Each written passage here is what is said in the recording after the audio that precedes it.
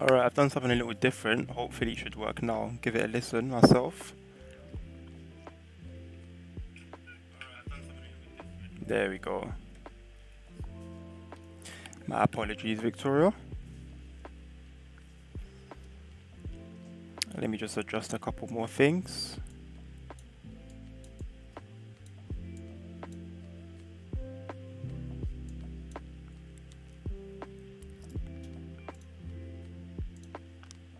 Thank you for letting me know.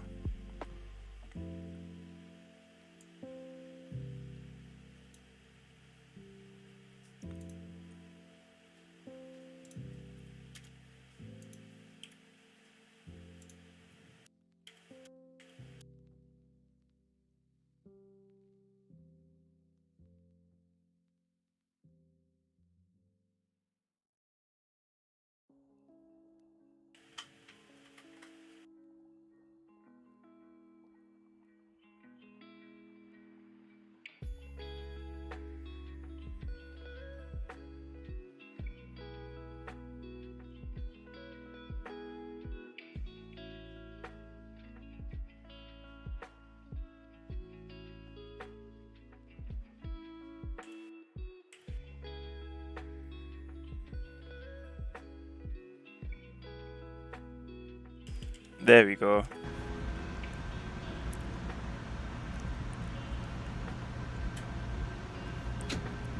Ooh, what airline are you flying right now?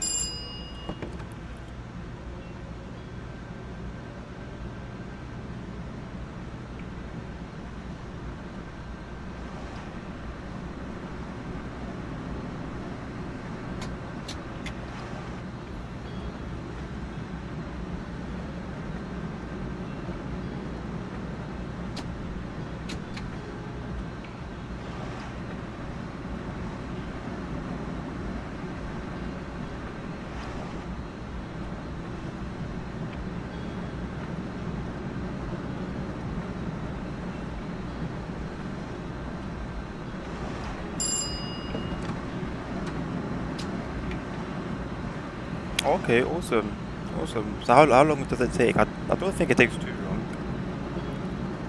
If I guess, I would say that's I'd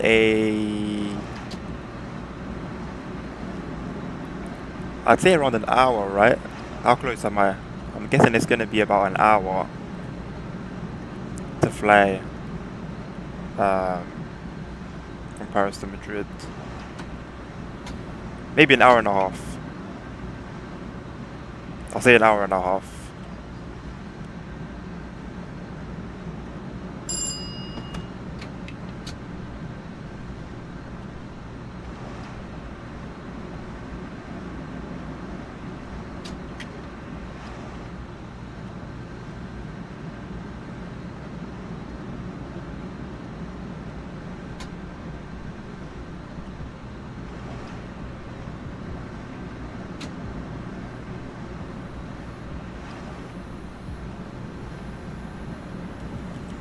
I'll take that. I was close enough. I'll take that. So are you going to do another flight straight after this one then? Or are you going to take a little break?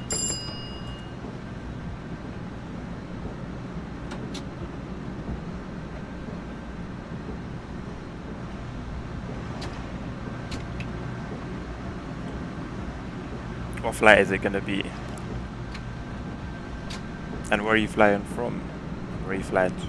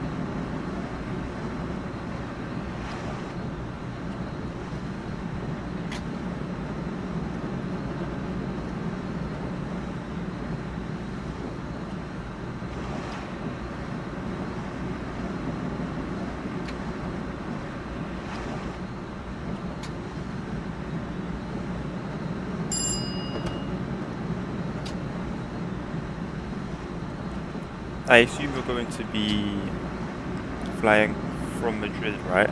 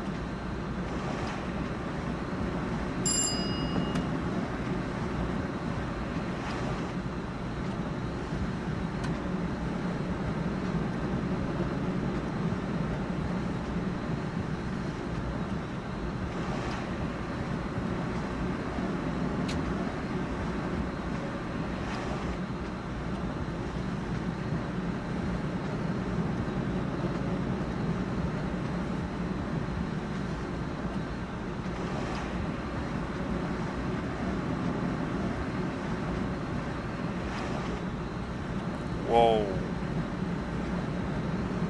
Is that going to be in one flight? You're going to be going from one to the other to the other? Or are they all going to be different flights?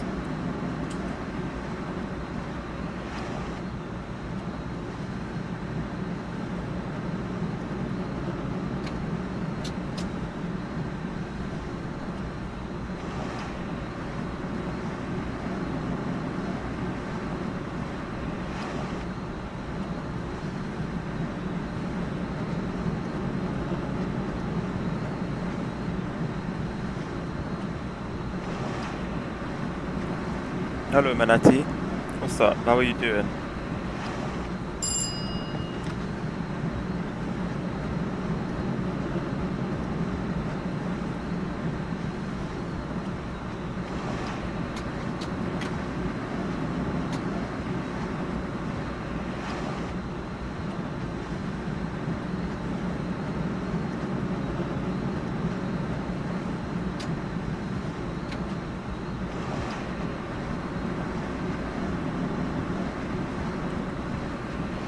I'm happy to hear that, man. Guys, who's watching me on YouTube and who's watching me on Twitch? I'm streaming on 2 platforms. So if I'm speaking and it seems like I'm speaking to myself, then I'm just speaking to somebody else on the other platform, because I'm streaming on both Twitch and YouTube at the same time. Manati, how much do I recommend this game? The thing is, if you're into trains and simulation, then I would recommend this. Only because it doesn't really have competition. Realistically, the only competition is by the same developer, which is Train Simulator 2021. And the thing is with that one is so many more routes, so many more trains, but the graphics and the physics are okay, but the graphics are stuck in, I think, 2000. It may even be 2008, because what they've done is every year they've changed the name of the game. So if it's, for example, 2015, then they changed it to Train Simulator 2015, 2016, etc. But they haven't changed anything else. They've brought in new routes, new trains, but they haven't changed anything else. So you have this one where you're a bit limited with the number of routes that you get to drive and the trains you get to drive, but the physics are better. You get to walk around, which you don't do in Train Simulator, and the graphics are a lot better. Or you have Train Simulator, which is a lot more filled with routes and locomotives, but you don't walk around, and the graphics are stuck in, decades of the decade ago. So it's up to you. It really depends on what you want specifically. But I personally would recommend it. I've been having a lot of fun with it. But I will say though, Manati, it is pricey to get all the DLC for Train Simulator. It's over, I'm not sure how much, I can't tell you in all the currencies, but if I'm not mistaken, it's way over £1,000, Great British pounds, for all the DLC on Train Simulator. I don't think you'll get all the DLC because you might like American freight, you might like German trains, you might like British trains, etc. But if you were to buy everything, you're spending way over £1,000. So have that in mind as well.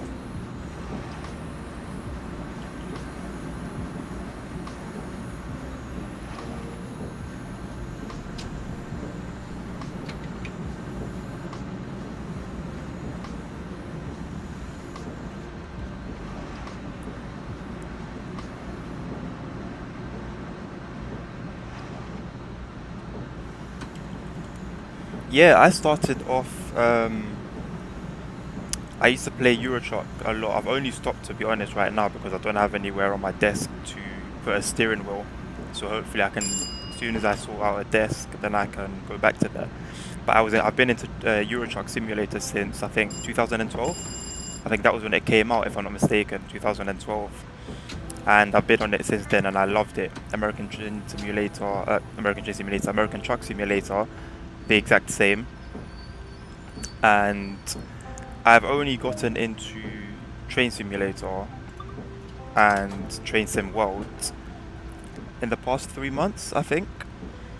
So as somebody who loves ETS2, ATS, Assetto Corsa, Competizione, and the regular Assetto Corsa, I've played plenty of that as well. I would recommend at least looking into Train Sim. The thing is, if you're on Steam, I'm not sure how Epic Games work, but if you're on Steam, you can play the game for 2 hours, and if you don't like it, you can get a refund. So there's no harm in, going on that route. You don't really lose anything.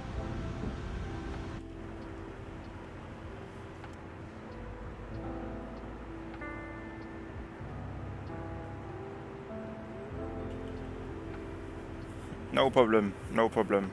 Good luck with whatever decision you make. Speaking on Euro Truck, I would love to go back to that. I've been considering playing it with a gamepad. I have an Xbox controller. It wouldn't be the same, it would definitely not be the same, but probably better than nothing. Still considering it though.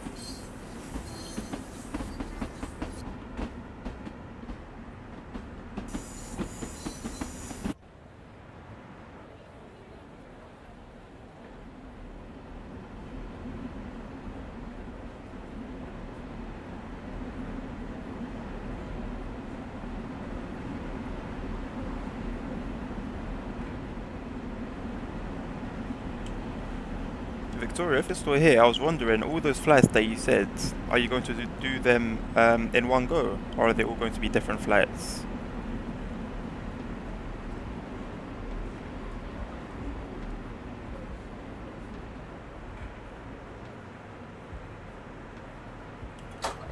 Oh, okay, Manati. I actually didn't know you could do, you could use a PS2 controller. I used to use a PS3 controller. I used to use a PS3 controller before I went and bought an Xbox controller. But if you do have a steering wheel, first of all, what steering wheel do you have? That's my own curiosity. But if you do have a steering wheel that is compatible with PC, use it, because it's amazing the difference it makes in terms of immersion. Like, it's incredible how much of a difference it makes. It makes the game feel so much more alive and connects you to it so much more.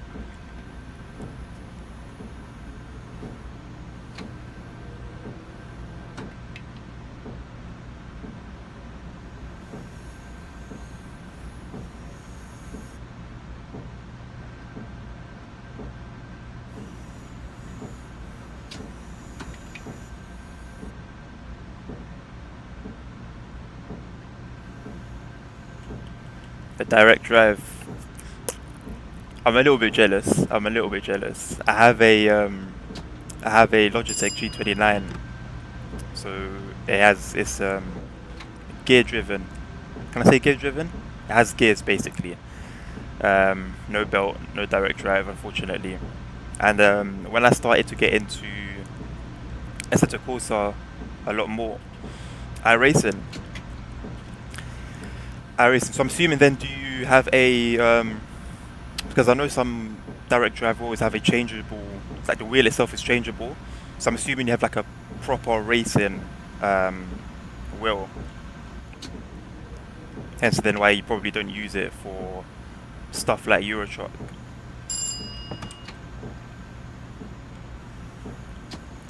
I was saying when I started to get into racing sims, I've always loved racing and cars. I've loved that since I was young.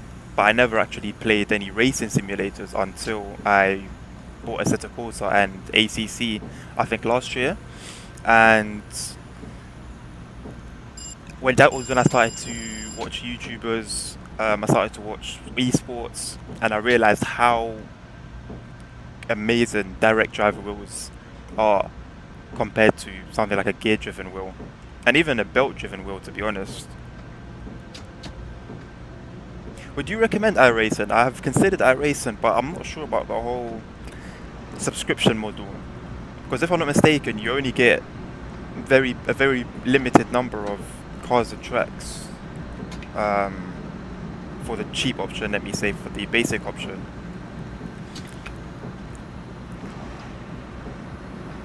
But I know it's definitely held the top spot for a while before.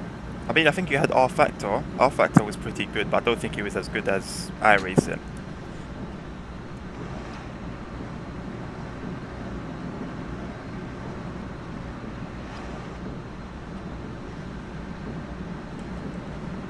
Have you personally, Manati, used a gear-driven wheel or a G29 even? If you have, I want you to tell me, like, you experiencing both, how much better in comparison is a direct drive wheel to a gear-driven wheel?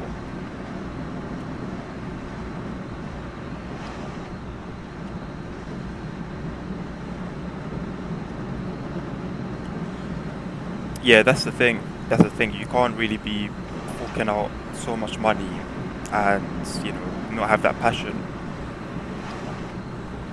What's the like online like? Because I know of course there's a rating system, and I've seen on a couple of videos and streams of people who play iRacing that, for example, somebody could ram you, somebody who's there to mess around, who's there to show, could crash into you, ram you, and then that will bring your rating down by quite a bit.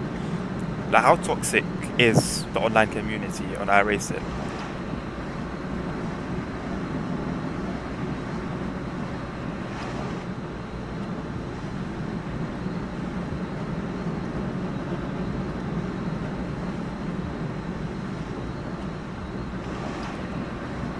Okay, okay. I definitely think I will give it a go. Not right now because of course I can't, use the steering wheel at the moment. But I would because, like I said, I'm somebody who's just been in love with racing and cars from a young age, and playing something like Assetto Corsa. The I guess it comes from the passion, but the rush, the adrenaline. Like I play something like Warzone, for example, Call of Duty Warzone, and it can get intense.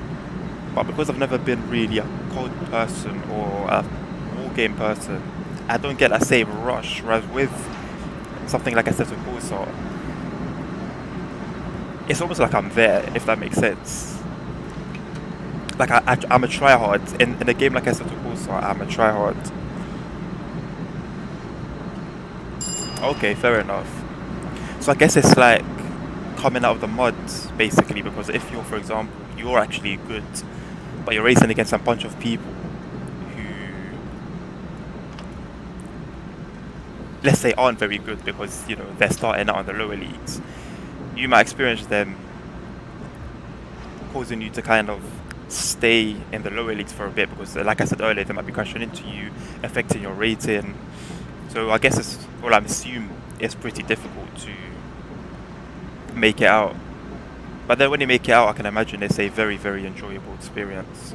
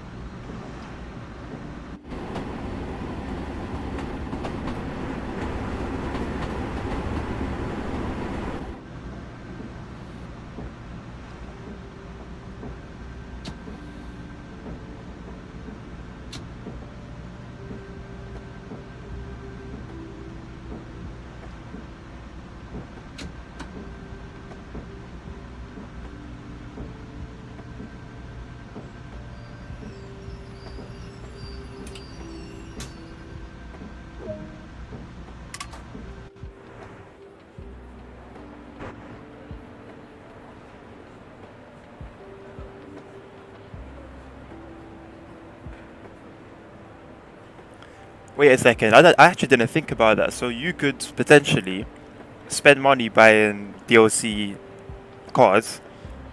I'm assuming the tracks are accessible to everyone. So let's say the cars and whatever the higher classes, you can spend money paying for them. But then if you're not good enough, you won't be able to experience them basically. That's interesting. If I've understood that correctly, that's interesting. But I guess ultimately it pushes you then to sort of be good, so you get what you paid for.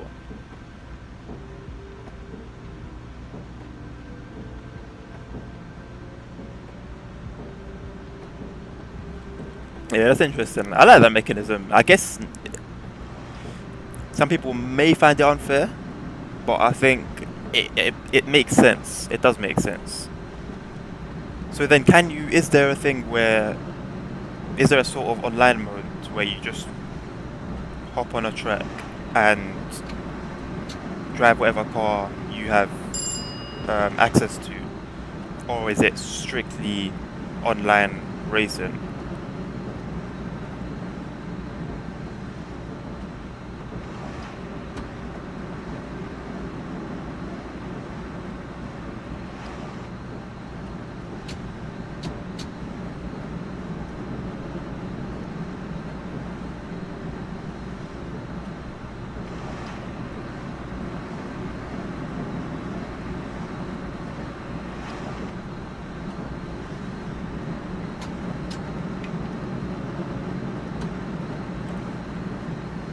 IA. What's IA? Or did you mean AI?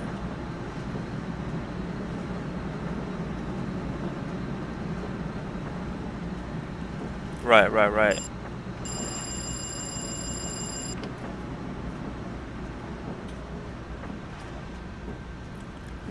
Alright, that is debatable. That is debatable. What's your opinion on that? Because I think it's not expensive. However, you're paying to sort of improve yourself, which I think is a bit questionable because let's say for example you're trying to improve, of course, so you can have access to more advanced licenses, cars, etc. But they're making you pay for that, whereas you're doing it to kind of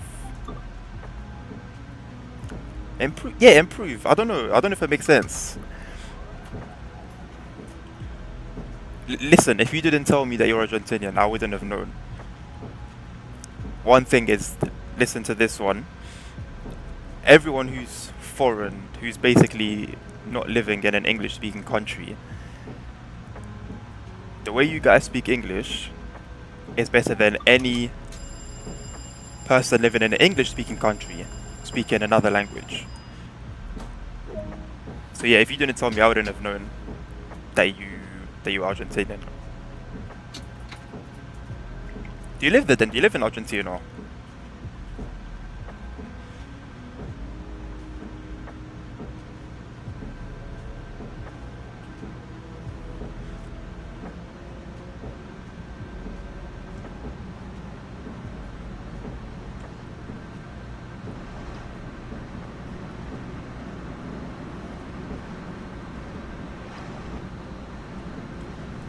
Nice one. So I guess what everyone asks whenever they ask about another country, but what time is it there?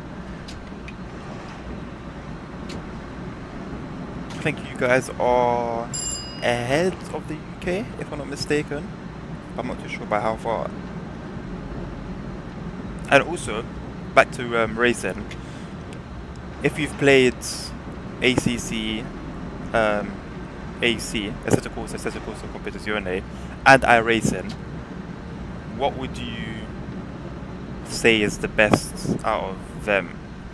I'm not going to ask about Project Cars 2 because I don't think that's as good as Assetto Corsa. Although I played a lot of Project Cars, not 3. That's not really a simulation.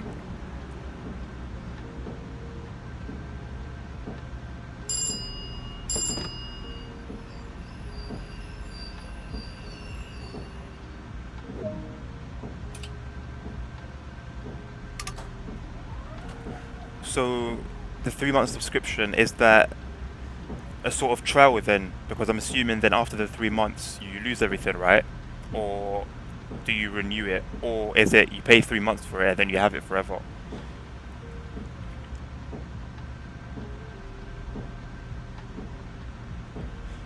Okay, yeah, I guess so. I mean, even if you did want to see where you are, in terms of how good you are, I think you could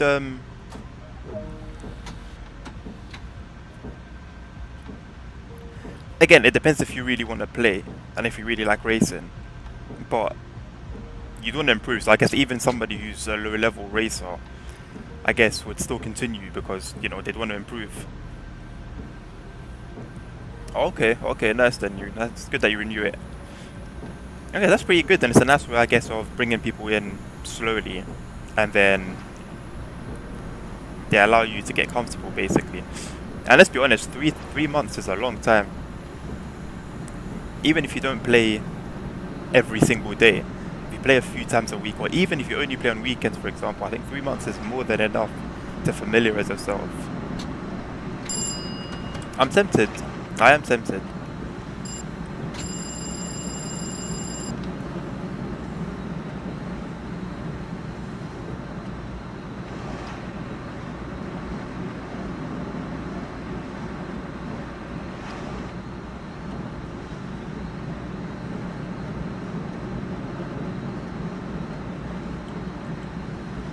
Okay, so are those races that take place once a week then? in the series takes place once a week.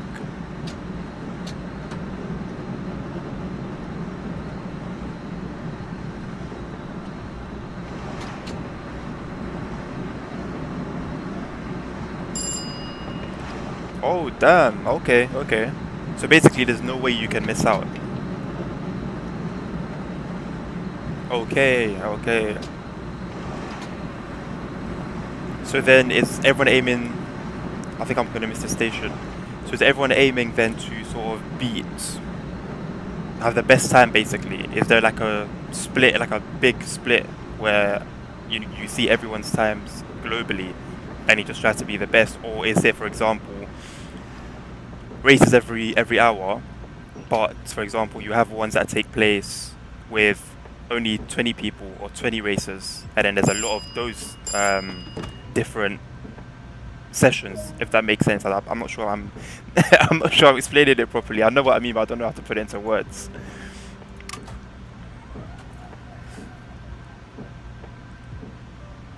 Okay, okay, okay. Yeah, no, I think that's a okay. I'm gonna ask. So with that in mind, do you have access to other tracks? For example, if you wanted to, just for fun, drive on other tracks, or can you only drive on that one track for the duration of the week?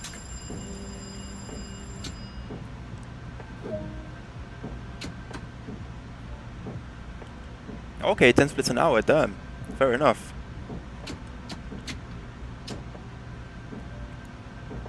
I need to charge my brakes. Okay, that's a decent number then.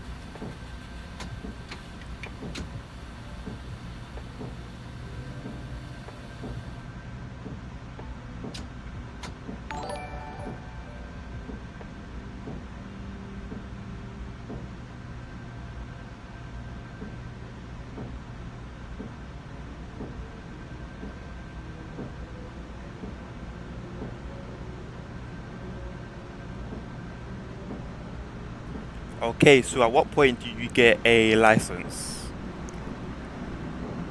I will do, definitely, definitely. If I do, because I did say I am considering it. When I do sort out my desk and I'm able to connect my uh, use my steering wheel basically. When I am able to do that, and I decide if I'm going to do that, I would definitely get into contact. I appreciate all the information, by the way.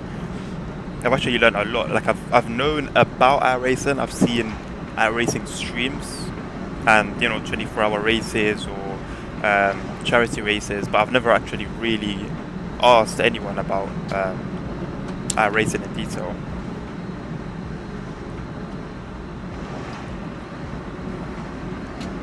Okay.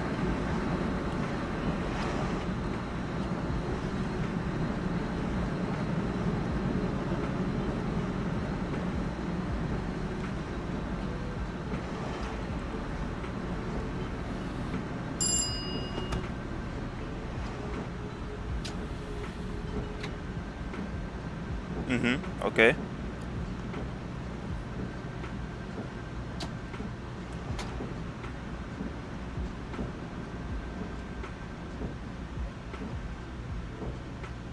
Whoops. Okay, so then the higher your safety, so when you go to rookie license DCB, is that based on your safety rating then, or your I rating, or is it both of them need to be good?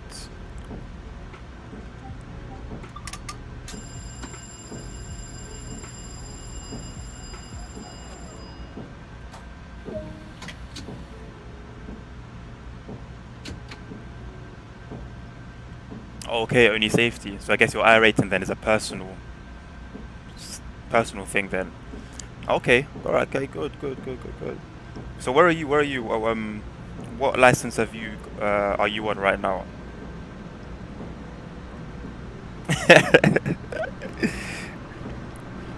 To be honest, no matter how slow you think you are, I think I'll be slower. I haven't raced in a long time, a very long time. It'll take me a while to get back into the swing of things. Yeah, I guess that's what matters at the end. No matter how slow you are, as long as it's all clean, you get enjoyment out of it. Because even if you're a really good racer, if the race is dirty, there's a lot of accidents, you got people ramming you, etc., you're not going to enjoy yourself.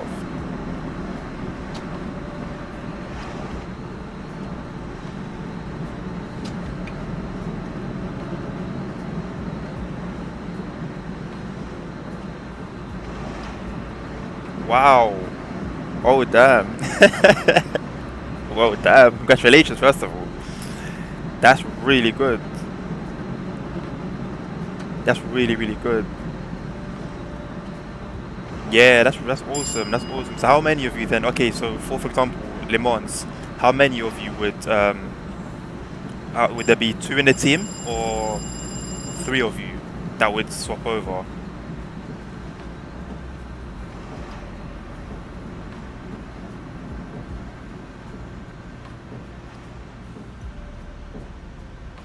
So I'm assuming is there like a team championship as well, like a constructors championship sort of thing,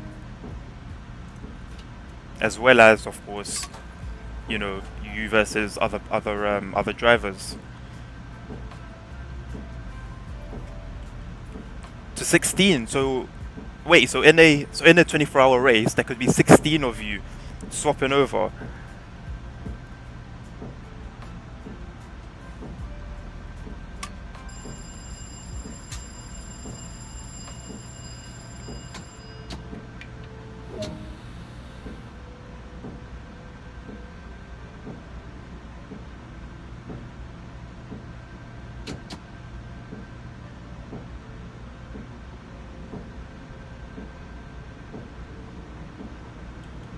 Yeah, I can imagine. I can imagine. It is too much. But the fact that it's a possibility, I think is crazy.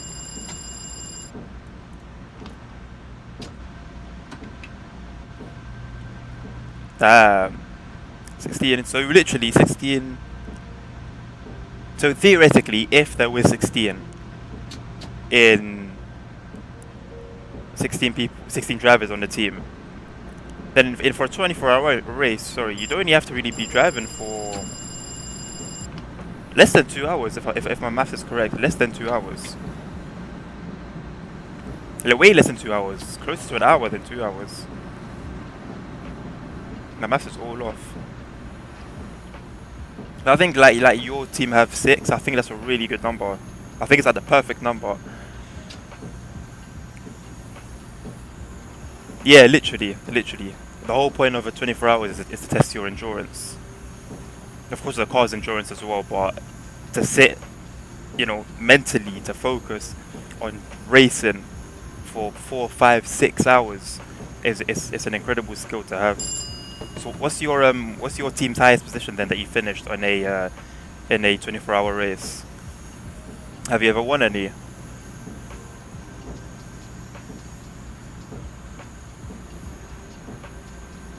Wow, okay, wow, so there's only one 24-hour race that takes place then. The competition must be strong then. Everyone must be fighting to race for the longest.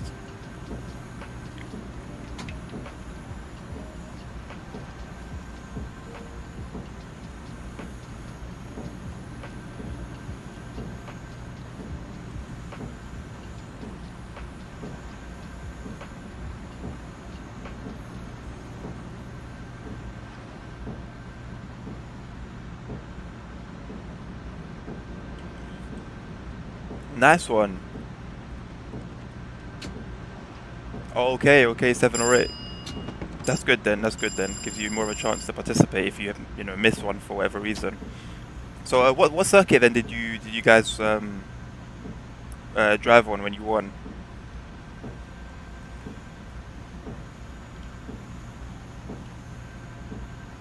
Right. That makes a lot of sense.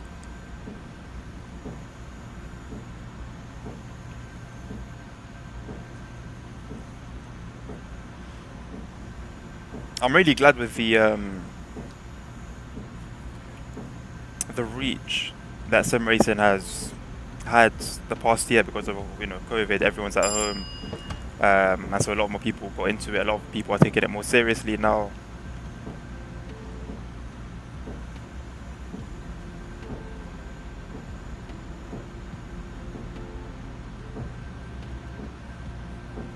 I'll be honest with you. Those are fun tracks from the little bit of racing that I've done on them in Assetto Corsa. Those are fun tracks, but I think the best tracks are abroad. Silverstone is I do like Silverstone. I think Silverstone might be the best one because of the variety, and you got high speed straights, and you got all these twisty areas. But you look at other countries, and the tracks there are just amazing.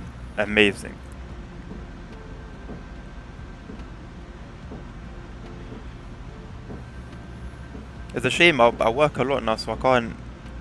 As a youngster, I used to watch Formula One, for example, every week, every Sunday. I'm in front of the TV. I'm loving it.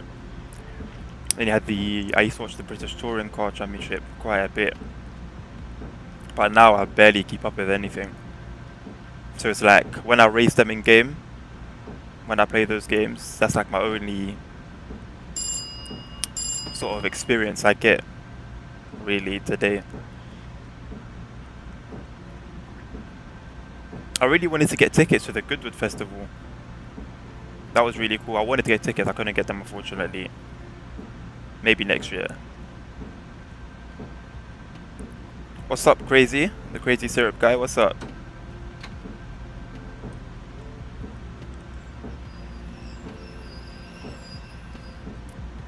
What's Argentina like, Manati, in terms of racing culture and racing history?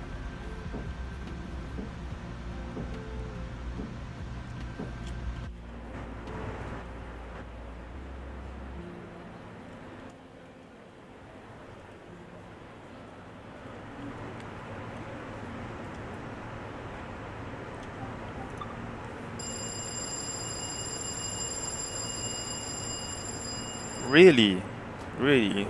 So what's some of the stuff that you guys have going on there? Because I actually don't. I mean, it's on my, it's my fault, but I actually don't really, I don't really know anything about racing culture, or even its car culture in general, of Argentina.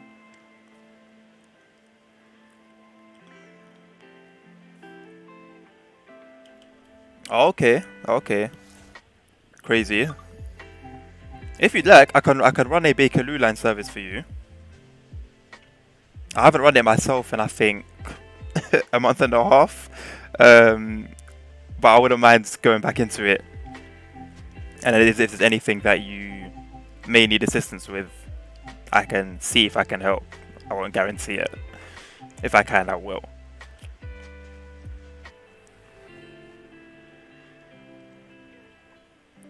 You know what, man? I think it's like that everywhere. I think it's like that everywhere. But then it makes sense because you guys have bred some amazing players, football players. So it makes sense that everyone kind of would be more towards that side. I think in the UK, I'd say it's more 90-10, 90-10, which is a lot as well.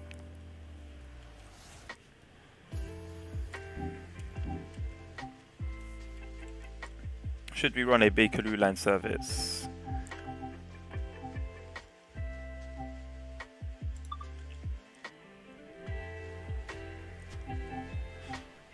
Crazy, if you're still here, let me know, and I'll run it for you. Are we? Why are we weird? I'm from London. Why are we weird? Like, I'll try and explain why we do what we do, or say what we do. That comes across as weird. That's a funny statement.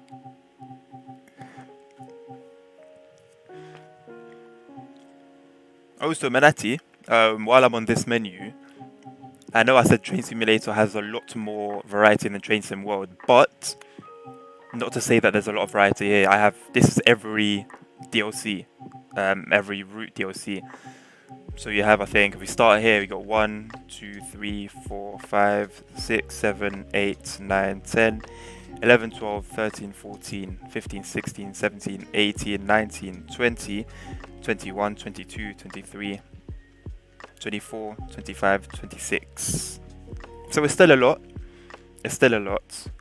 But when you compare 26 to hundreds,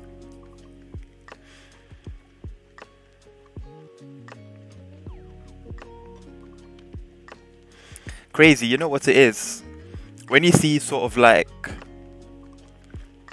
70s, 80s London, there was a lot more small houses, but at the same time, they were all very, very close together. But that's the whole of the UK. Let me not say the whole of the UK, the whole across England. The houses are just built naturally very, very tight together. And London's a lot worse because where you don't have houses that are like this stuck together, you have skyscrapers and council flats that are stuck together anyway and not particularly good looking. But that's because, of course, London is London and there's so many people living here, so that they sort of have to. That's why I think when I get a bit older, I'm definitely not going to stay around London. If I don't move somewhere abroad, then I'm going to move somewhere out to the country, or maybe just another city, because London is getting too cramped. It's nice to be here for a little while to kind of work and make money, get experience, but long term, nah. And exactly, Manati.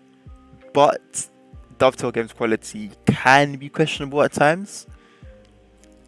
But yeah, again, you can walk around in this one, which you can't do in Train Sim. Like I said, the physics I think are a little bit better, graphics are better, not the best, but again, when you don't have competition, it's almost like I think if Dovetail Games had competition, they'd be producing a lot better quality. Oh, okay, crazy. Does she live here then, or does she live in Texas with you?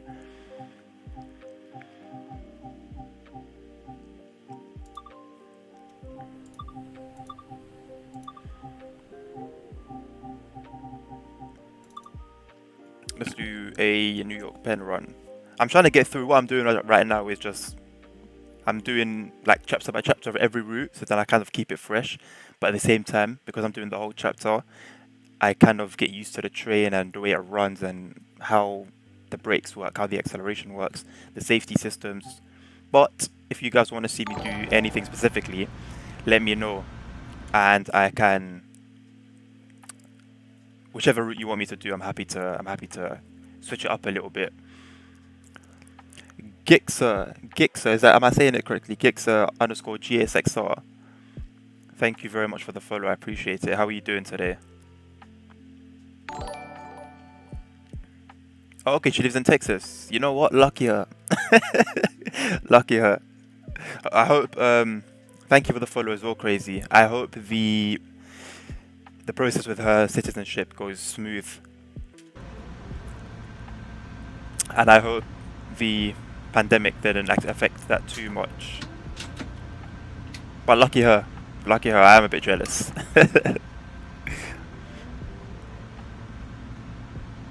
Okay, I'm glad, Gixer. I'm glad. Would you prefer me to call you Gixer or GSXR? Which would you prefer?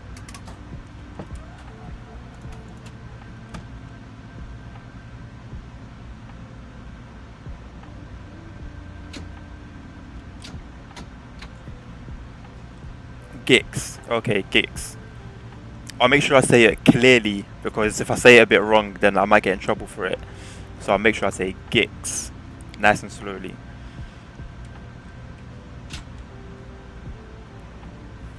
Let us switch cabins and turn on the marker lights over here.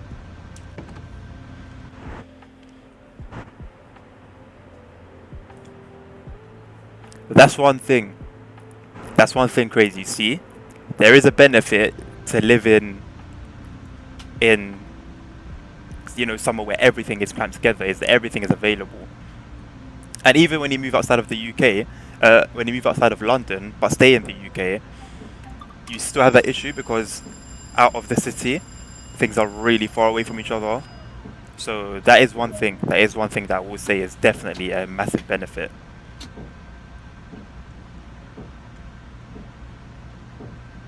Jix. Now, I'll say Gix. I'll say Gix. As long as it's actually Gix, right? Like, I am saying that part right. Oh no, I think I'm going to go past this Reds. Yep. I did not even notice that one. We start again. Okay, okay, cool. Then I'm happy. I'm glad.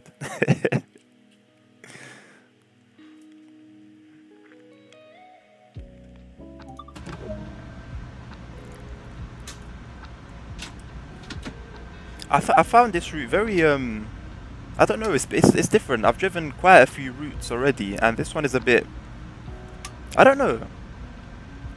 I can't really put my finger to it, but there's something different about this route that makes it interesting. Not bad or good, just interesting. It is definitely different. Whoa, crazy. Hold on a second. Hold on a second. 1200 horsepower. How have you gotten 1200 horses into that thing? Yeah. Yeah, she definitely has to be easy on that, because she's going to... Listen, let me tell you something crazy that will help you.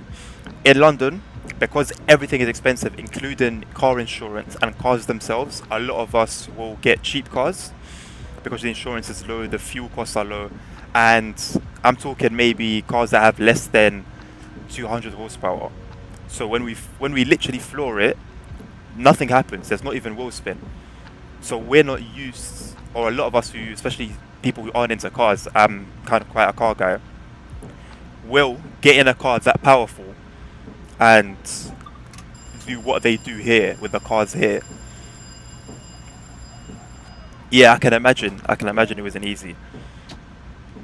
That is pretty awesome though. I will say it is awesome having a 1200s. 1200 horsepower beast. I've done something wrong. What is it? Brakes are charged, as far as I know. No, they're not. Oh, they are.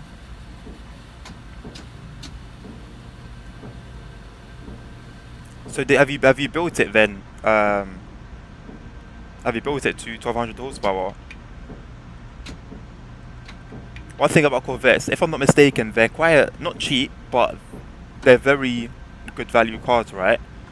Because I feel like cars of, well, such as Corvettes, on a car like the equivalent to a Corvette in the UK would be easily double the price, and that's at dealership prices, easily over double. You built yourself. That is awesome, man. That is awesome. Nice one. I always considered, when I was from when I was 18, I'd say, until about maybe this year, I always said to myself, I'm gonna save up a bit of money and buy. I don't think I've necessarily had a specific car in mind, but I did want to buy something a bit cheap and sort of build up to the ground. I had a friend who had a Miata, and I think he got that thing only up to maybe 200, 300 and something horsepower, but it was so fun. There used to be a little roundabout by my university. On a rainy day, after uni, I'd get into the car with him and be like, slippery roads, you got a fun little car in your hands, you know what to do. And then we used to do about 10 spins around the roundabout before we would go off onto the main roads.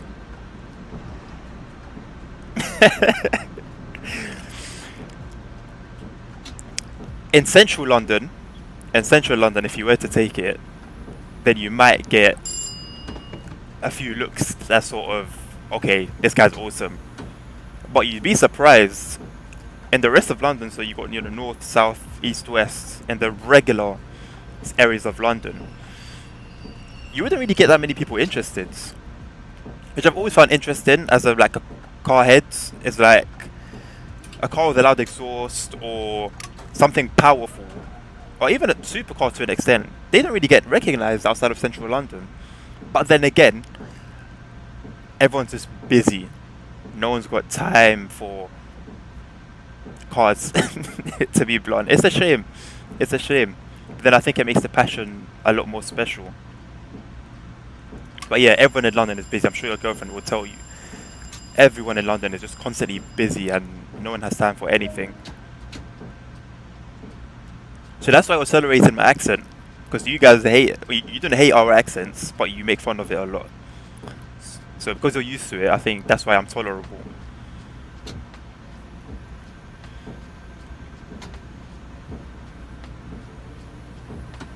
The thing is, if you were to come to London and, for example, rent a car, whatever your car you find, it's not going to be anywhere near a 1200 horsepower Corvette. So you'd probably regret not bringing it. You probably would regret not bringing it. Just a little heads up.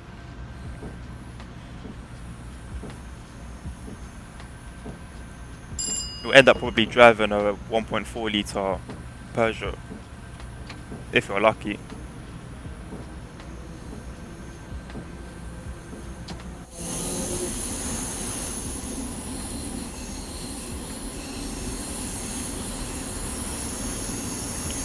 So full American,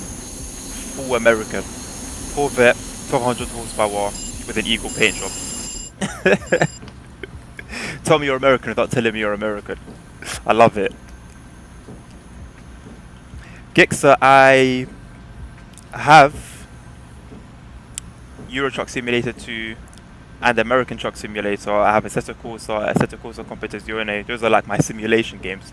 I have PC Building Simulator, which is not actively driving or anything, but it's a simulator, so I've also played that. But I don't have a steering wheel on my desk at the moment. I can't, because of the way the desk is built, I can't lock my steering wheel onto it, which is why I can't play my driving games. But I've been considering using my controller. I have an Xbox controller, and I've been considering using it for my Euro Truck and American Truck simulators, but I'm not too sure yet. I'm 50-50.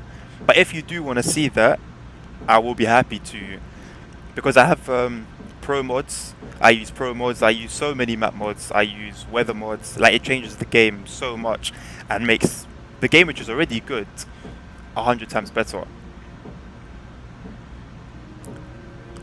You know what? The Screaming Eagle Crazy is the perfect name, I think. Because, I mean, imagine you're on your front porch and you hear something, you hear an engine tearing it up the road. And it goes by so fast, you don't have time to see what car it is, but you see the eagle. So you hear the screaming, and all you see is the eagle fly past. So that is literally the perfect name.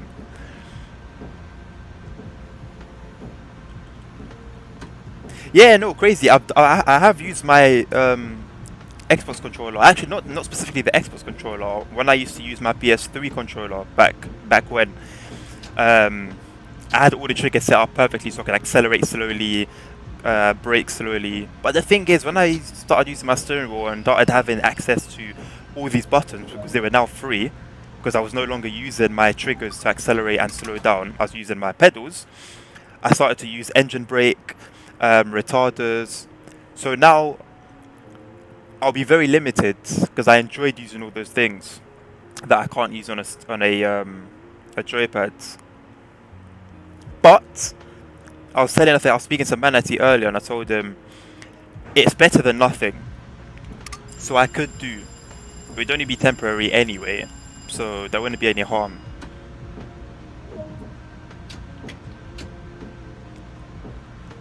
Gixxer, I have a G29 wheel, and I've enjoyed it because I've never experienced other wheels properly. The G29 has gears inside the way it works, so sometimes if you're driving, and this one isn't nice, but you could feel the gears inside, which of course in real life it would be smooth. Knowing what I know now, I would buy either a steering wheel with a belt-driven mechanism. Whoops. Let me just sort this out. I would buy a steering wheel with a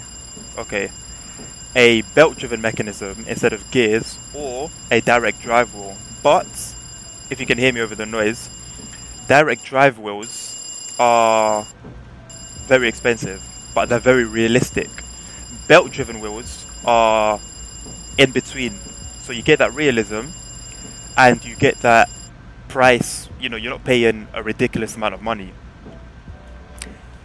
So I'd say, you know, if £220 is all you might have, then it's worth it. If you don't have a wheel at all at the moment, it's definitely worth it. But if you can spend a little bit more on a belt-driven wheel, then I would say do that.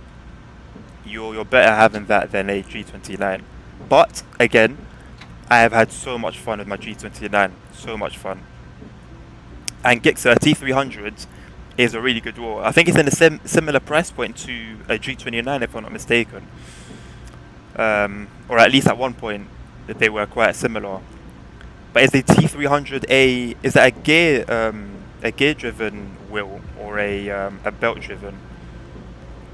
Because I know Thrustmasters, Gixxer have, if I'm sure it's Thrustmaster, they have good steering wheels that are belt driven for good prices. So you might want to have a look at Thrustmaster wheels.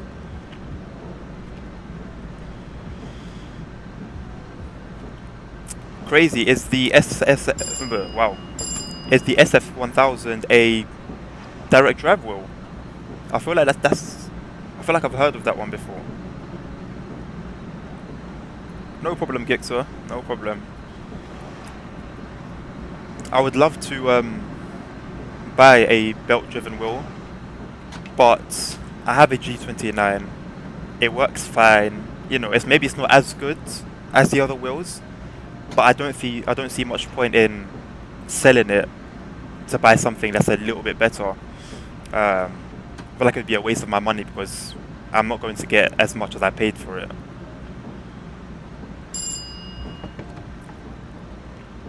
Crazy, is it an add-on for the T300,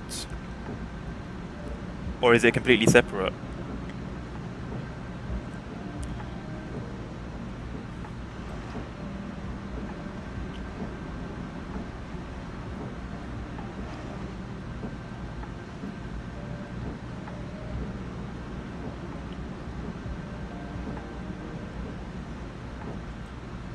Yeah, what Crazy said, that's a very good point. If you buy a G29, you can't change the steering wheel, you can't change anything.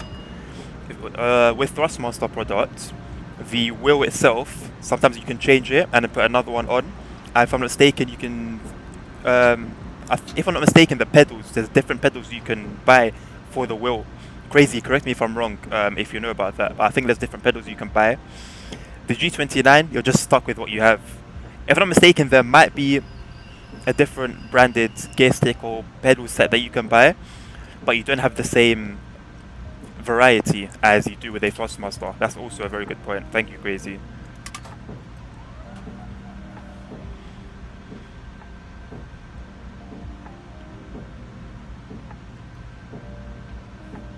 Yes, Gix, they do.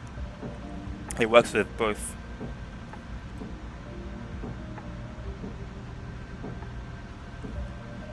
I'm running about 4 minutes late because of my emergency stop earlier. The timetable is very strict on this route. It's very, very strict. A lot of the other routes have quite forgiving timetables, should I say. Whereas this one is really tight. And especially when you're driving in snow or rain, the brakes do not work as well as they do in the sunshine.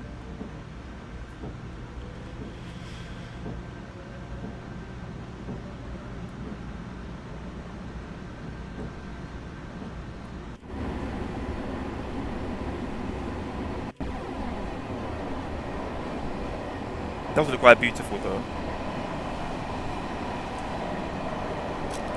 Save a screenshot.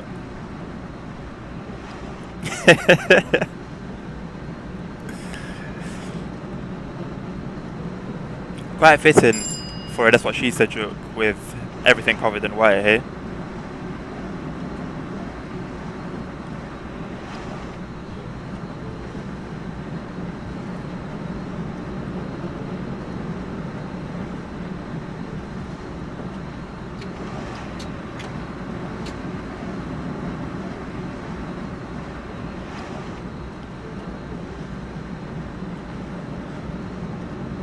Yeah, so with any sort of driving game, or let me say racing game, because for example something like GTA, you can drive fine with a mouse and keyboards.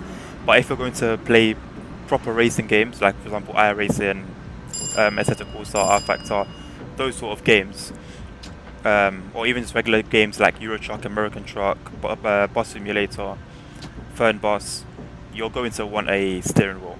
I highly, highly, highly recommend a steering wheel. Or at the very least, if you have a gamepad, this will give you a more enjoyable experience than a mouse and keyboard for a driving game.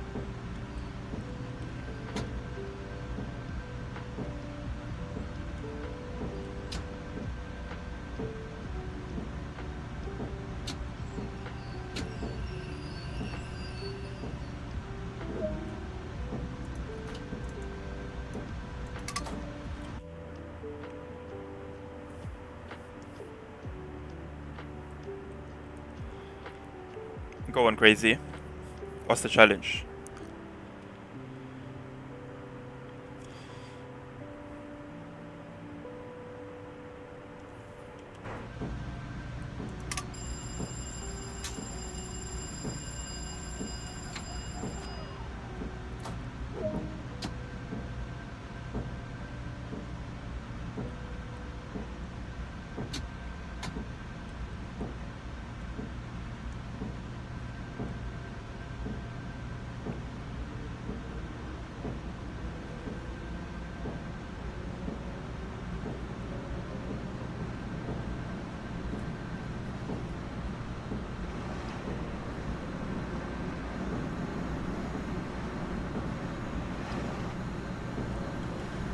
That would be very interesting.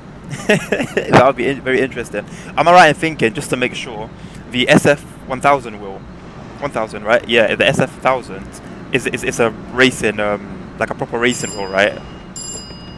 It's not rounded off like a regular wheel. So if that is the case, how about, because you're going to be using a racing wheel anyway, you do the route as quickly as possible. Forget about red lights, forget about traffic. Navigate the city as fast as you can. An F1 wheel, yeah, cool. So you can do a challenge where you use the wheel, but then do a regular, drive realistically, stop at red lights, bus stops, etc. And then do another challenge where you're literally racing to do your time tip, but you still have to stop at all the stops and be on time. Just a little idea.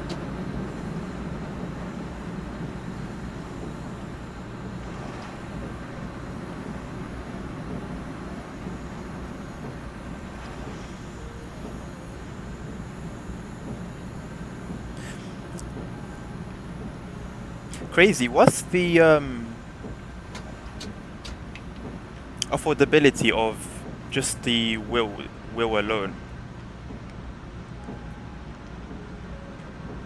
If I'm not mistaken, I was on the Thrustmaster site a while ago, and I was having a look at the Porsche wheels, and I think, if I remember correctly, it was a while ago. They were around £100, so maybe $120, $130, if I've got that correct. Is that about the price for just for the wheel, without the base?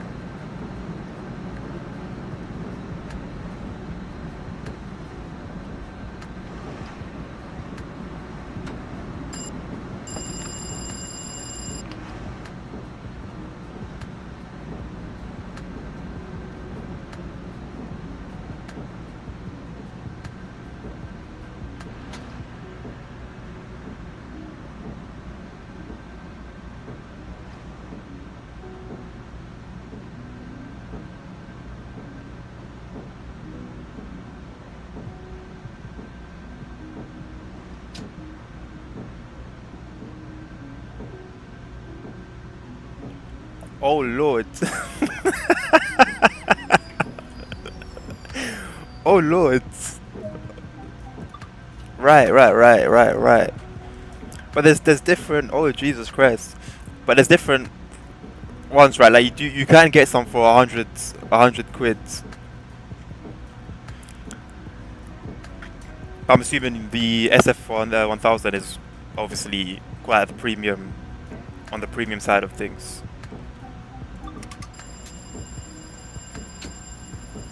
Okay, cool. That caught me off guard. That caught me off guard. Is your base do you have a direct drive base, or is it a belt driven one? I'm not too familiar with Thrustmaster products like that. Although I would absolutely love an actual racing seat with the wheel attached, because then I could have the gear stick if I'm playing sort of like a.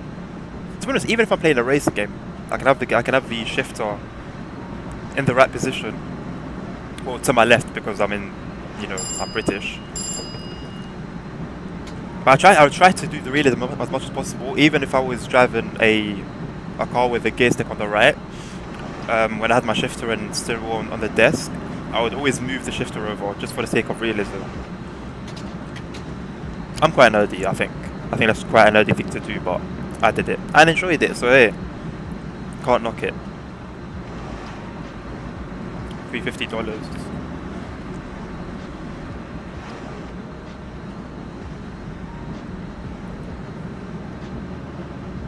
That must be awesome, man. I don't think I've ever. Yeah, I've never used a Formula One wheel. That must be an awesome experience. What do you play, Crazy? What racing sim do you play? Or just driving games in general?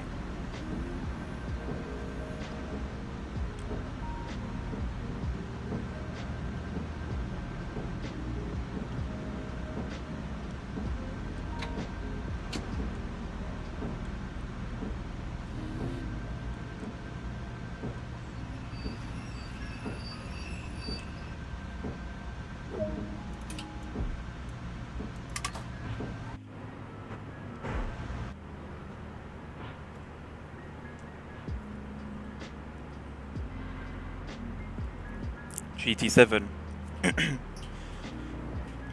Formula 1 is one I haven't played. I haven't played Formula 1 since my PlayStation 2.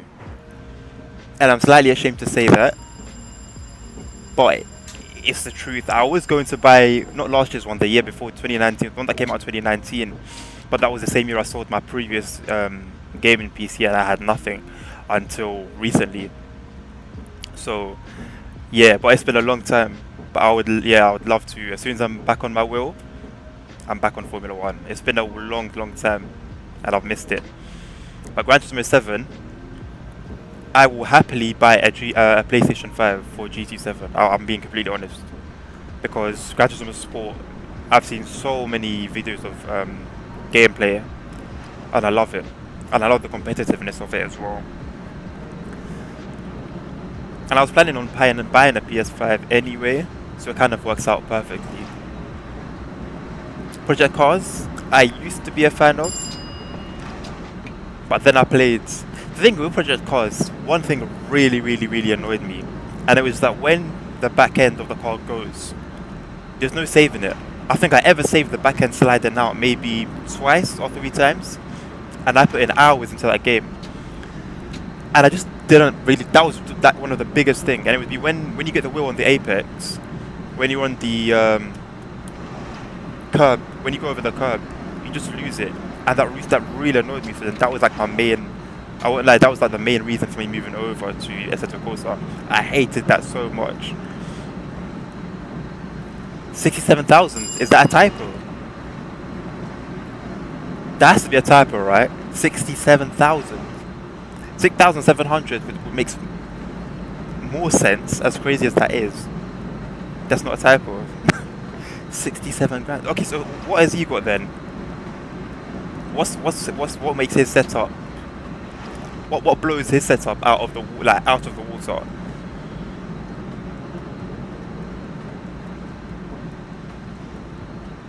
Okay, that must be pretty cool. You know what, Crazy? I'll be very honest with you.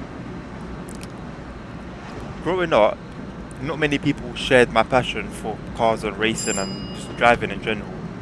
I think I had one close friend as I was in what you guys would call high school, who was sort of like me. We just loved everything car related, racing car related, regular cars. And then we just stopped talking after middle school, after high school, sorry. And now I just don't have anyone that's sort of shared a passion with. And online, I don't have like an online community really that I'm really a part of. It's a pretty shame, but yeah, something like that would be amazing, just to have like a group that you can just share the passion with, really, because that involves so much. It involves, you know, the racing games, watching races, discussing races, or just cars in general. Wow. Oh, motion rig. Oh, I would do a lot of things for a motion rig. I would do a lot of things for a motion rig. Those are amazing. Yeah, I mean, realistically, if we're talking balls to the wall PC alone, if it's not built by, if it wasn't built by him and it's built by another a company or custom built by somebody else, that alone could easily be over 5 grand alone, over five six grand easily. And you know, balls to the wall. I'm talking the best of the best. The whatever. That's incredible. That's incredible. But how about this? How about VR and a motion rig? What would you guys prefer? I think personally, the thing is, I've never experienced a three screen setup, but I think I would take VR and a motion rig, especially for racing games, to feel like the pull, and then you know, of course you're going to be braking hard, and you get thrusted forwards. Ooh. He has oil rigs in Texas. Okay, so all right then, Crazy. So I'm assuming he could buy himself one, he could buy you one, and could probably buy me one if he really wanted to. He's balling.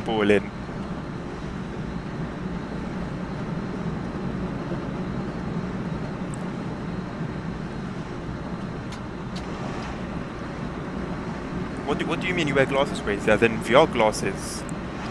Oh, like regular glasses. A fourth screen. Where does a fourth screen go? I would only imagine if he streams, that would be his kind of like streaming info and chat and whatnot. Or if you're racing, probably just like general race information, I guess.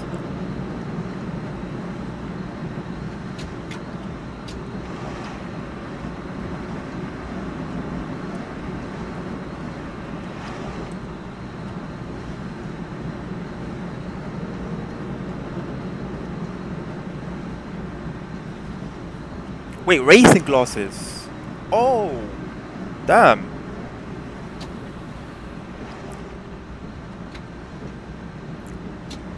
That's sick. That's flipping sick.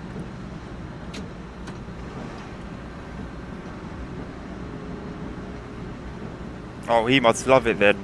He must love it.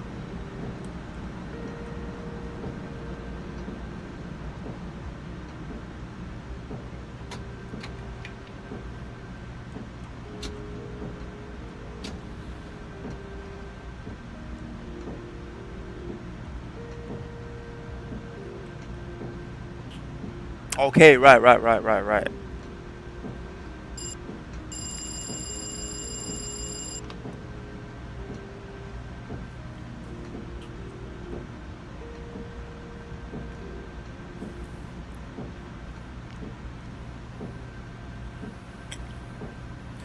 I think personally for me, 3 screens.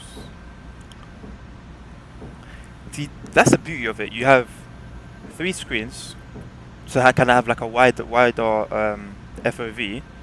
You can have track IR, which means you're just off the one screen, but again, you look left, you look right, everything's accessible. You have VR. Honestly, being on PC is just a blessing, it's amazing.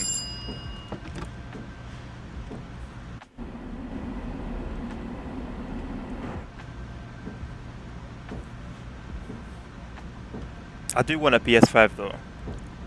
I do want a PS5. A lot of my friends are on PS5. Oh, I say a lot of them, all of them. I'm the only one with a PC. But you just don't have the same variety on a PS5 as you do on a PC.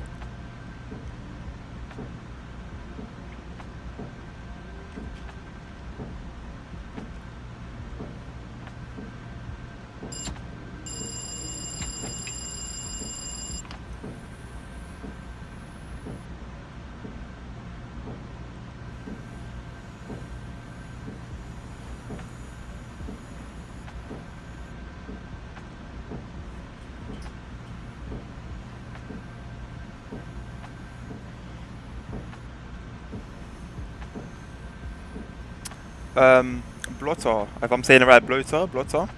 I have all of them. Every local DLC, every root DLC. So, if there's anything you want to see specifically, let me know. And I'll do that for y'all. Blotter.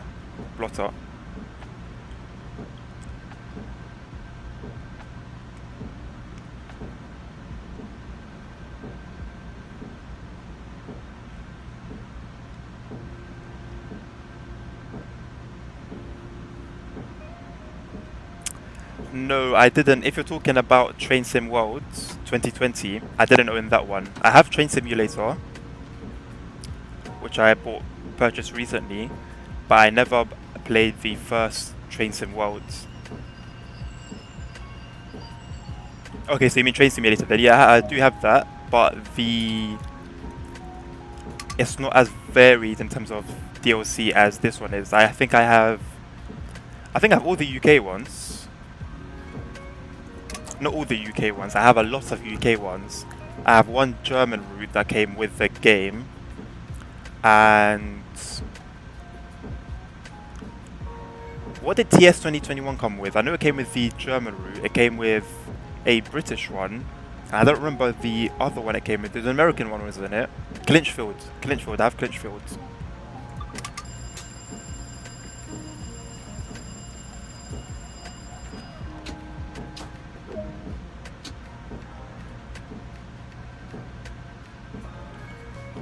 I agree, they do. And I think I wouldn't mind if the quality was amazing. If the quality matched the price, I wouldn't mind. With Train Simulator, you have, of course, a lot of third-party developers. So you've got Rivet Games, TSG, who produced Arosa? I forgot. No, Arosa was Rivet, wasn't it? Yeah, Arosa, TSG, Skyhook, and a lot more.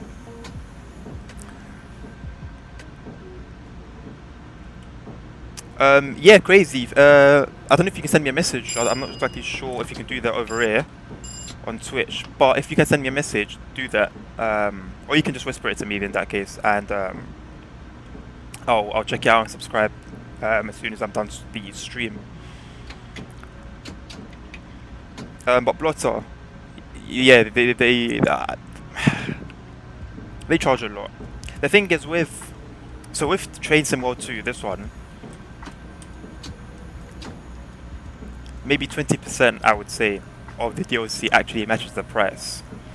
And I was telling, I think it was Manati, I was telling Manati earlier if I'm not mistaken, that they can do that because they don't have any competition. We need to have a competition, there's no one to kind of, well, compete against. So they can release mediocre DLC and charge however much they want for it, because if you want to play a train game of this quality, you don't have anywhere else to go, so you have to pay that price.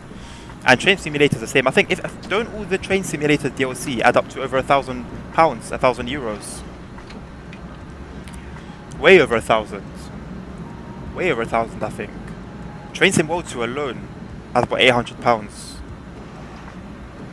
Isn't it 4,000 if I'm not mistaken? Correct me if I'm wrong, Blotter. How much is all the DLC altogether combined for Train Simulator?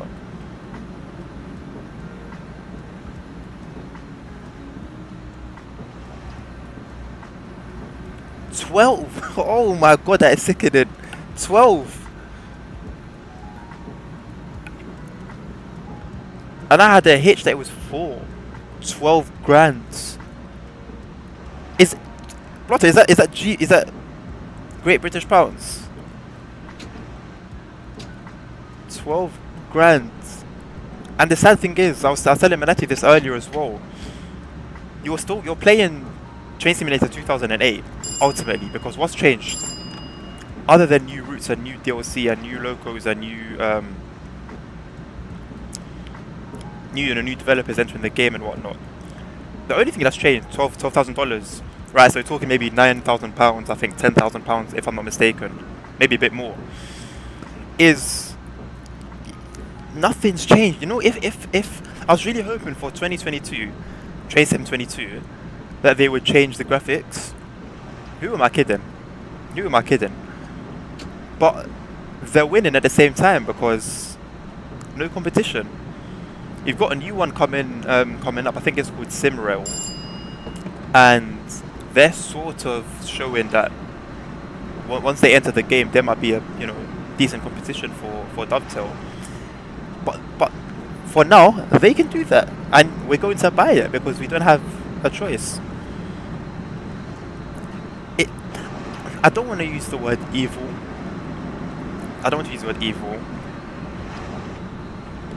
But they have a very loyal fan base, Dovetail Games. They do. If you go on the forums, you'll see so much negativity and complaints. But that comes out of passion a lot of the time. And it would be nice to be treated a little better. And maybe... But then I guess they can't really do anything about the graphics of Train Simulator because you've got Train Sim Worlds, which already has better graphics, so it's sort of like they have to maintain that as a priority, and then Train Simulator is a project that they just keep alive for the sake of keeping it alive. And even what's only keeping it alive is the amount of the DLC, because if there wasn't that much DLC, it would be a dead game. It would be a dead game.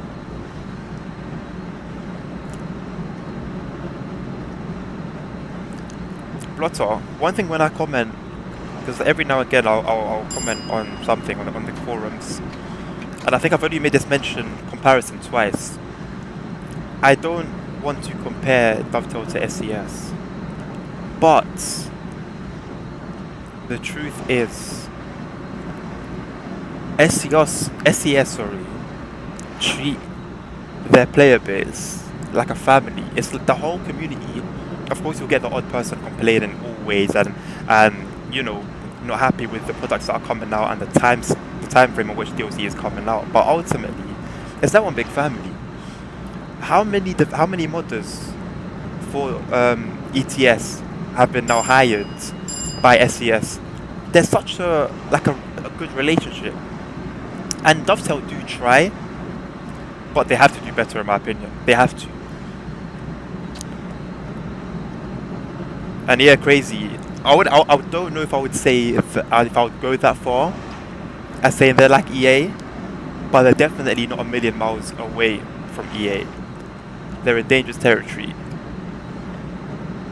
But I do have love for Dovetail. I don't hate them, I don't dislike them. I just wish that they could do better because they have so much potential. Alright, crazy, cool. I'll have a look at it then after stream.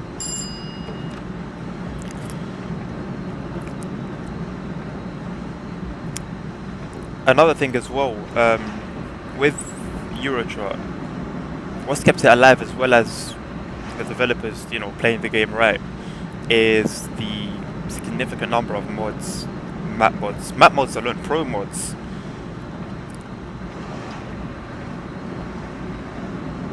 Pro mods is incredible.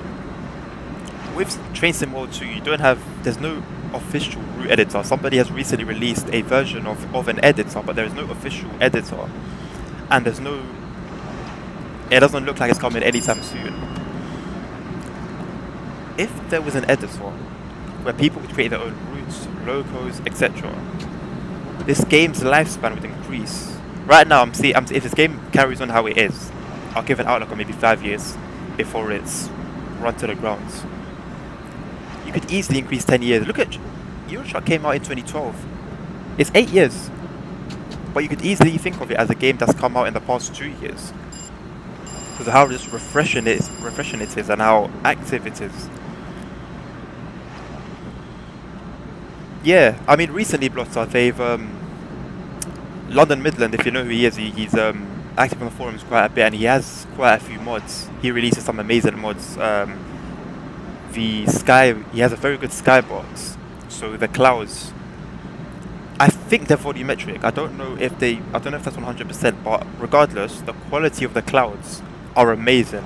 And it was recently announced, I think in the most recent stream, that they've officially got his mods, and it's going to be part of the core update now, which means of course console players can experience it as well. And that's a really good step, because some mods out there transform the game, and the quality and skill that some of these modders have. Keep in mind, right, that what Dovetail don't do, modders do, right? So that when and modders are us, right, the community. Modders do what we all want. So now when you bring them into, when you bring their products into the main game, you're doing what we want anyway. So not only now are you solidifying the relationship between yourself and the community, but you're making more money, because now we're buying what actually appeals to us. And we are getting our value for money. I don't see the harm in doing a lot more of what they've done with London Midland mods. And I'm sure if he continues to, put out the quality of mods that he's putting out, I wouldn't be surprised if they actually hire him.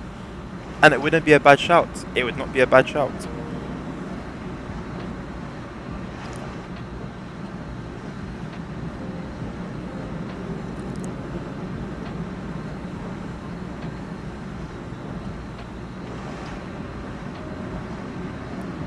With me bots, I like the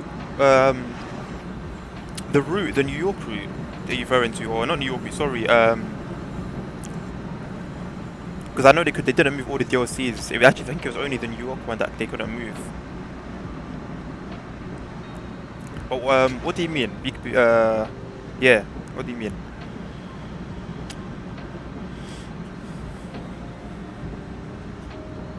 Because they've messed up a lot. Unfortunately, they've messed up a lot of things, so it could be one of many things that you're talking about. Unfortunately.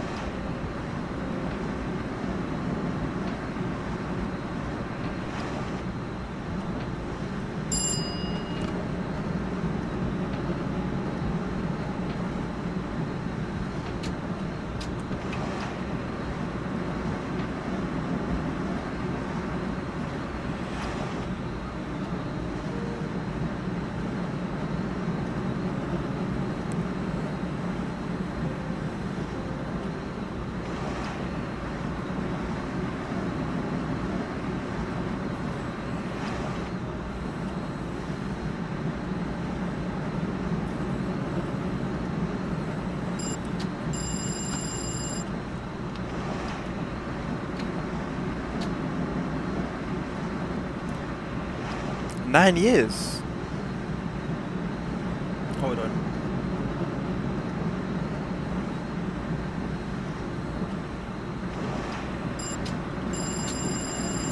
What really was the main reason for TSW2?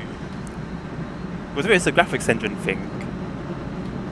They've updated the graphics engine for TSW2 anyway, so it's not that it was impossible. They ported over the roots from the first one to this one. That's from what I've seen, because of, like I said, I haven't played it myself, and it messed up.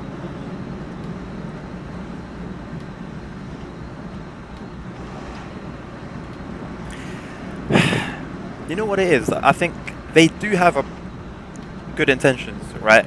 They want to have the game, be as advanced as possible, be as realistic as possible. But when it comes to the execution, it is so poor, so poor. Steam engines have been in development forever, so for that to be one of the biggest reasons for them moving is interesting. Let me say, I'll put it that way. It's interesting because although I personally I'm not the biggest fan of Steam, but I will play it anyway when it comes out, if it comes out. There are a lot of people that are so passionate about Steam engines, and what's happening with that? I think Matt said on the forum not long ago that they are still working on it, but of course, as usual, they can't tell us, when things can happen. And I prefer that, because when they do say this will come out at this date, it doesn't. So I'd rather they don't tell us when it's going to happen. But I think it would be nice if by now we'd have some mechanics, information on those mechanics. If we had some screenshots, some work in progress screenshots, even that wouldn't hurt to give us the most basic shell of the train, to at least know that, okay, they're working on it, for us to know that they're working on it.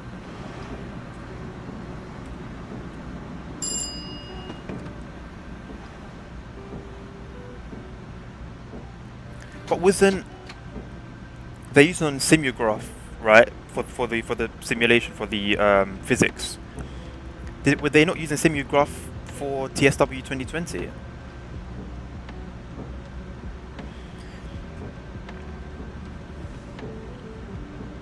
And talking about how long Eurotruck's been out, I don't think in 9, 10, 11 or 12 years that train sim would still have the same, dare I say, freshness.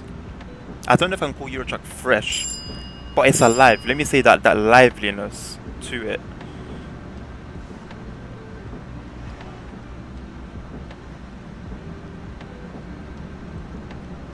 But you know what, Blotter? That's the whole point of a simulation. Of course, you're not gonna feel the rumble and have that screaming, when the pressure comes out of when the pressure's coming out, and that sound and the smell. But the job of a simulation is to bring that to you, right? So of course you're not gonna have it exactly the same, but you're not gonna have something that's a world away. So when I play on something that I've experienced, like the London Underground one, the line, I've been on that Bakerloo line, I've travelled on that route a million times over, and some of it gives me that feeling of being on it, and some of it doesn't. So it's sort of like partially achieved, but it could have been better. It could have been better. You don't hear this when you're on the London Underground in real life, and there's a mod that finally fixed this. The wheels on the tracks scream. It is so loud sometimes on the London Undergrounds, and you hear the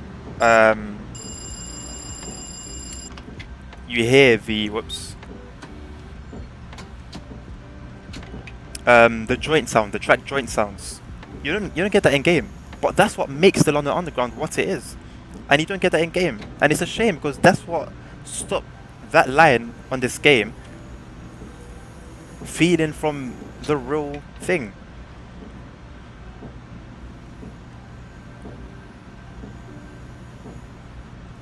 Matt is so for VR, Blotter, and it's a shame, because when they did a survey recently, you might be aware of it, and barely anyone voted for VR. I think it was in the bottom of the list, which is such a shame, because it's a simulation. How, it would be amazing for me to just look right and I see, the window or the door or the scenery flying past or another train coming past. It just brings such a whole new dynamic to the game. But I do get it in a sense because some of us would be just discombobulated. If I put a VR glasses set on my head, I don't think I'll be able to navigate the keyboard well. Then that's when you buy a rail driver, for example, and then you further that experience. Oh no, I'm not going to spad at the very end, am I? Oh Jesus Christ, I've spadded at the very end. It is lagging. Let me fix that.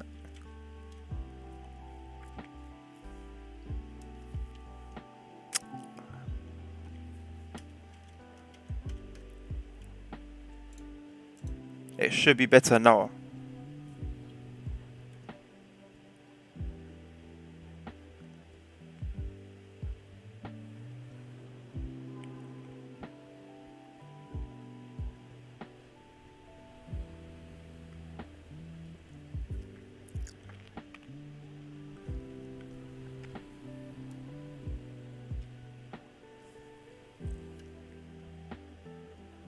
Is it better now?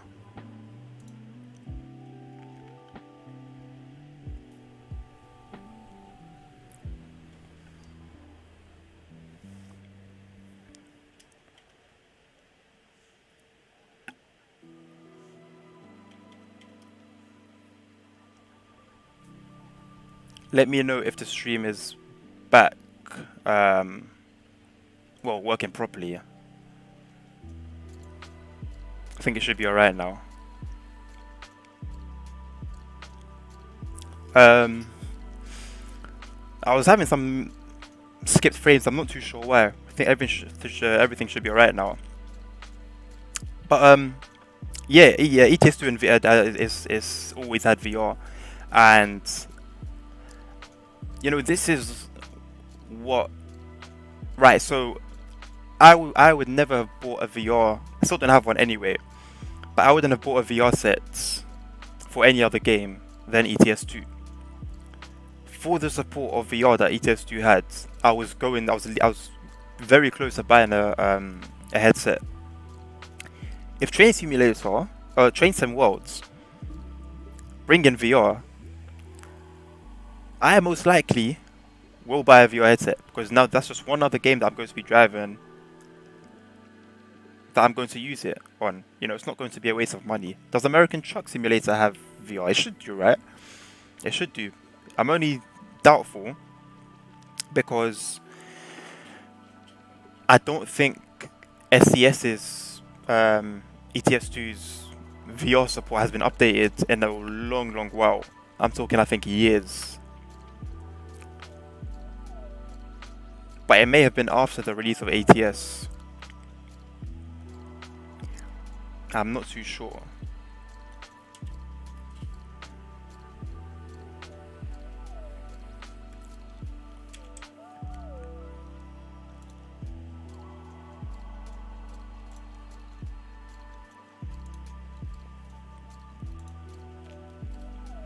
American has VR, okay, yeah. I'm going to turn my microphone down just a touch, it was peaking. Yeah, so I mean, there you go. And that was a game that I was playing not as often as Euro Truck, but that I was playing quite a bit. I think that game, somebody who hasn't been to America like myself, that game gave me a scope of how varied the scenery and the environment is in America. You know, of course, I've played stuff like GTA, but you're secluded in a city, and even when you go afar, it's not really that special. Some of the views I've seen in that game, that are from real life brought into the game, are amazing. I didn't know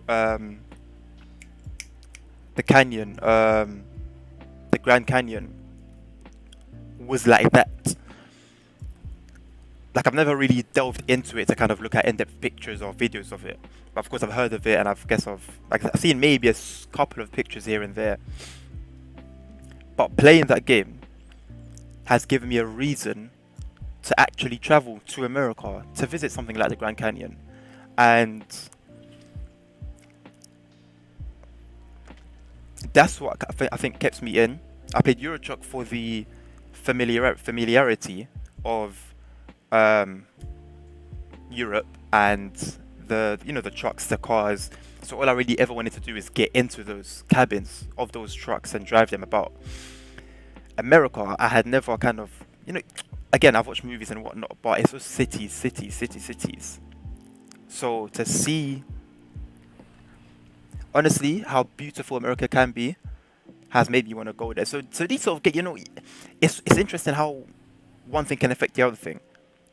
Train Sim Mods, bringing in VR support will get me into VR. Playing American Truck Simulator had made me want to go to America. It's amazing, and I think something like a survey that SES that DTG have done recently doesn't quite give it that. Doesn't give certain things that chance. Although it's ironic because of course they're telling us, hey, tell us, here you go, fill in this form and tell us what you want. So it's like we've told them that that's not a priority as a whole, but at the same time, those of us who want VR, we know why we want VR. We know what it does. We know what it can bring. A lot of people who said they didn't want VR simply haven't experienced VR or simply don't have a headset. Like, if you see the way how passionate Matt is about VR, you get it.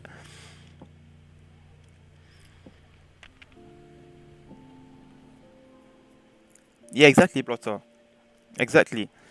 It's they chase after realism and they get it. They get it. It's amazing. I remember when I first got the game and I was driving through. I think my main garage is in San Francisco, and then I sort of it brought me that nostalgia of San Andreas, of Grand Theft Auto San Andreas, the pier in San Fierro, and I thought, hold on a second, this is not to make San Andreas be real. This is because this was really there, and then I did my own research. I did my own research and saw like, wow, it's actually like that. It's actually like that, and it's beautiful. And the hills as well, all of the hills in San Francisco, and it just listen. ATS is not a one-to-one scale of America, but they've done so well to cram everything in a city that reflects the real life counterpart of that city. What makes that city, the trams, the hills of San Francisco, the pier. I wish DGG could do that, and it's easier for them because they have a one-to-one scale map.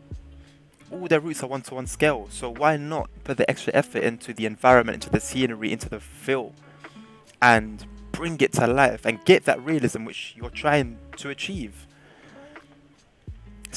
Crazy is that's in the game. That's in game, right? That's in game, right? Because realistically, these vehicles do have millions of miles on them. I wouldn't be surprised out in Texas with a semi. Yes, Blotter, exactly. I couldn't believe when I not to degrade Farming Simulator in any way. It's personally not something I would play, but I can appreciate any kind of simulator. But when I heard that it's gone into like esport territory, I was like, whoa. And I saw some of the gameplay as well. I was like, that's incredible. But now you've taken away from that realism, and now the developers may want to, any update or whatever it is that they will bring, may be to help the esport community see it rather than realism. Blotter, I right now train some more to GTA Online and Warzone. I want to stream Euro Truck and ATS and possibly city car driving, only because that's what's made my YouTube channel, if I'm being completely honest. So it's only right, so I sort of kind of give back in a way. I've also put out videos of that game, and I've never kind of live streamed it, and so that's what people kind of like on my channel. Although I'm trying to now kind of grow that YouTube channel, but I don't have a wheel. I do have a pad,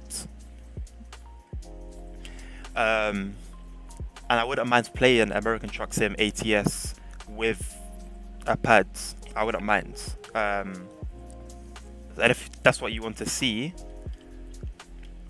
then it would push me to do it even more. because then I have a reason that's just sort of like me. But I love simulators. I love simulators. I do want Red Dead as well. I want to buy Red Dead quite soon. But yeah, I'm quite relaxed. One thing I'm not really into is something like FIFA. I can play for a little while. Not really into like MMO, like League of Legends, RuneScape. I could, like, if it was requested, I would do it, and then in doing it, I might kind of get back into it because I was into it once upon a time. Those sort of games, I've sort of just kind of like taken a back seat with them.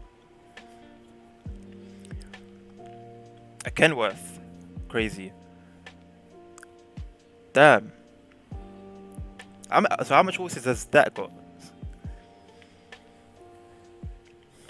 And do you do do you do long distance horse as well?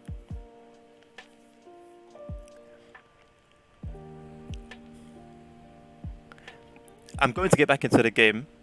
I'm just unsure because I'm actually enjoying talking to you guys. I'm genuinely having a pleasant time talking to you. And I'm worried if I go back in game, my frames are going to drop. I think the only way to kind of guarantee that doesn't happen again is if I restart the stream, if I completely end it and then start it again. But I don't really want to. I'm going to go back into the game because I've tabbed out at the moment. I'm going to go back into the game and see if my frames drop again. If it's us lagging, it's not you guys. It's not you guys. If your stream has been clear and smooth up to the point it started lagging about 5 minutes ago, that's on me. So I'm gonna go back into the game. If it starts lagging, let me know, and then I will restart the stream. But hopefully it's all smooth. Hopefully.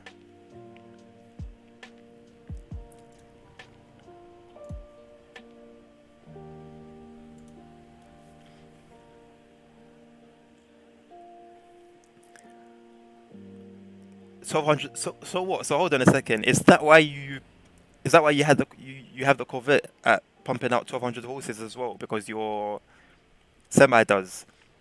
Or is it the other way around even? Long haul. How's that? I've always considered trucking in real life. I've always been somebody who's very much to myself, very much to myself, and I would love to just and I love driving and I love being alone. So to just go away driving, peacefully, I feel like it would be bliss. I feel like it would be bliss. What is it like?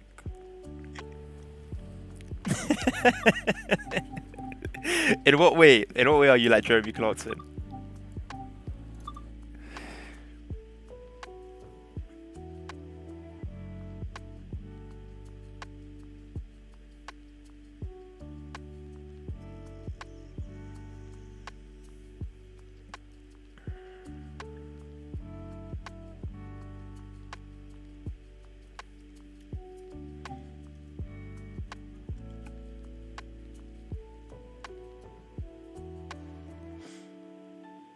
All right, I know the stream's lagging. I have it up on my phone as well.